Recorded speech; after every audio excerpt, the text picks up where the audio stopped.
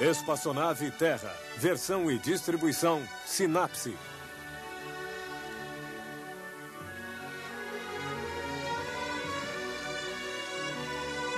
Terra, nossa nave espacial.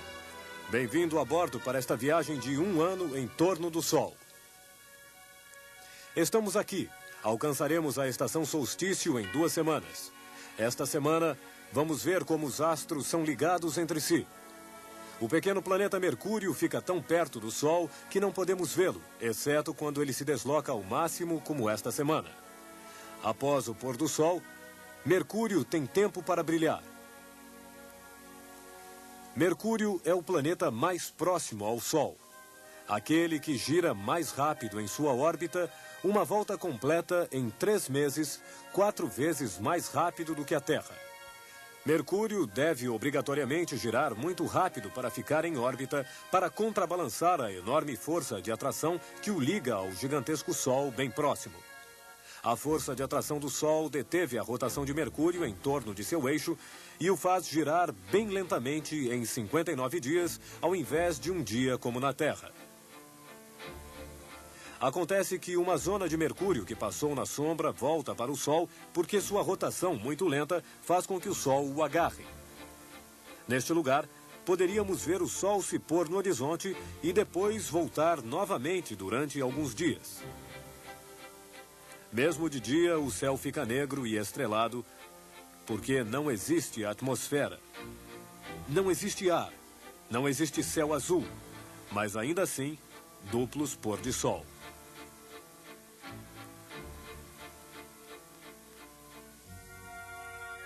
Todos os dias, visto da Terra, o Sol parece atravessar o céu da esquerda para a direita, pois a Terra gira no outro sentido, no sentido contrário dos ponteiros de um relógio. A maioria dos planetas gira em torno de seu eixo no mesmo sentido, mas não Vênus, que você pode ver nesta noite a oeste logo após o pôr do Sol. Por que Vênus não gira no mesmo sentido que a Terra e a maioria dos outros planetas? Porque ele está ligado ao Sol. Como Vênus se encontra mais perto do Sol do que a Terra, as forças de atração do Sol agem com vantagem sobre Vênus e principalmente sobre a atmosfera muito densa que envolve Vênus. Essa atmosfera de gás carbônico e de azoto tem uma pressão 100 vezes mais forte do que a nossa atmosfera terrestre.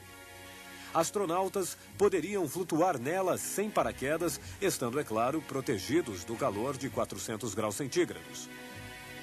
As forças de atração do Sol deformaram essa densa atmosfera venusiana. Durante bilhões de anos, essa deformação teria ralentado a rotação e desequilibrado o planeta a ponto de pará-lo e fazê-lo voltar lentamente em sentido inverso.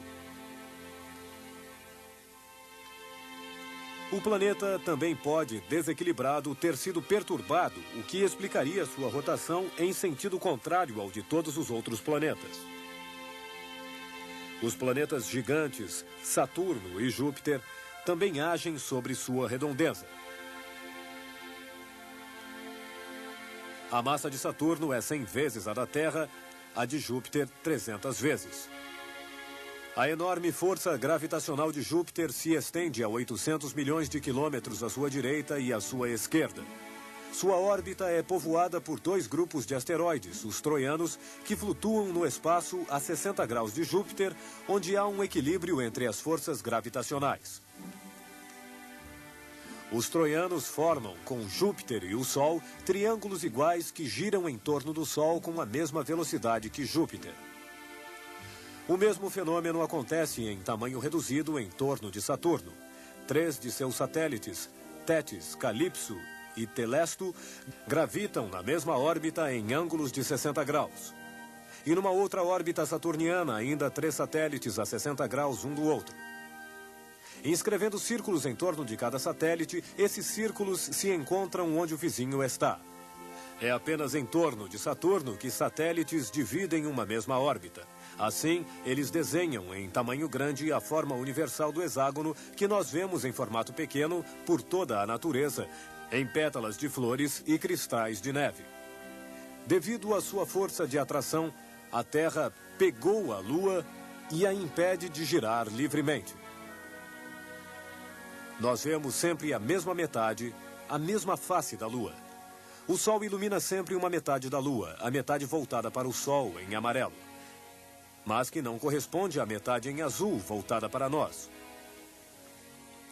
Hoje, a metade voltada para o Sol e a face visível da Lua cobrem-se um pouco. Esta parte iluminada é o crescente da Lua. Em sua progressão, a metade voltada para o Sol, em amarelo, e a face visível da Lua, em azul, cortam-se pela metade. É a meia-lua. Na lua cheia, a face visível da Lua voltada para nós corresponde exatamente à metade que está voltada para o Sol, e lá nós não vemos um crescente, mas toda a metade iluminada pelo Sol. A lua cheia toda redonda. Uma semana mais tarde, é meia-lua. Depois, na lua nova, quando a lua está alinhada com o Sol, este ilumina a face da lua em amarelo, que da Terra nós nunca vimos. A face escondida da lua. Vista da Terra, a lua nos mostra sempre a mesma face. A meia-lua é sempre essa mesma face iluminada em sua metade pelo Sol. E a outra metade, a esquerda, é a face escondida da lua? Não. A face escondida da Lua é o lado que fica sempre de costas para a Terra, aqui em branco. Quando você olha para a Lua com binóculos, vê partes mais escuras e mais claras. Montanhas e crateras, impactos deixados por asteroides há bilhões de anos. Depois, algumas regiões da Lua foram inundadas pela lava vulcânica, cobrindo as crateras e formando as partes mais lisas. Essas partes ficaram quase intactas, com poucas crateras, porque as colisões de asteroides, muito numerosas na época em que o Sistema Solar se formou, diminuíram pouco a pouco. Em compensação, sobre a face escondida da Lua, fotografada por sondas espaciais, há crateras por toda a parte. Por quê? Esse é o lado que não é protegido pela Terra, o lado que é voltado para o exterior, e é de lá que vêm os asteroides, não do lado da Terra. Portanto, é a face escondida da Lua que recebe mais golpes, sendo por isso coberta de crateras.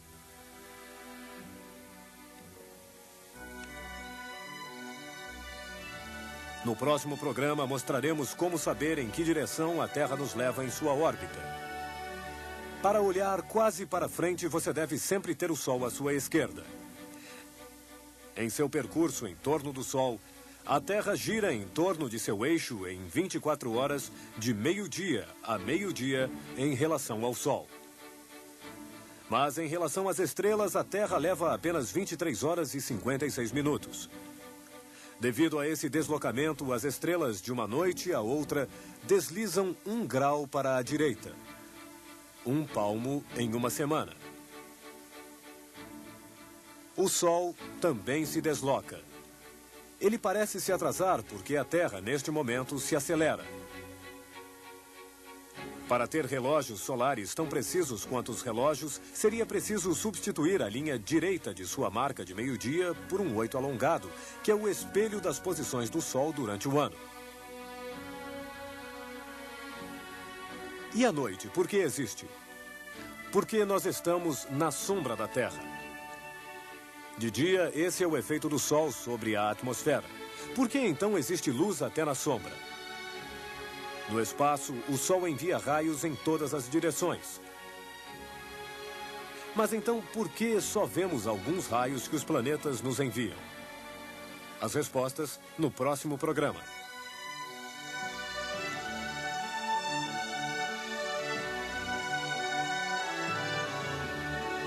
Boa viagem, todos em órbita.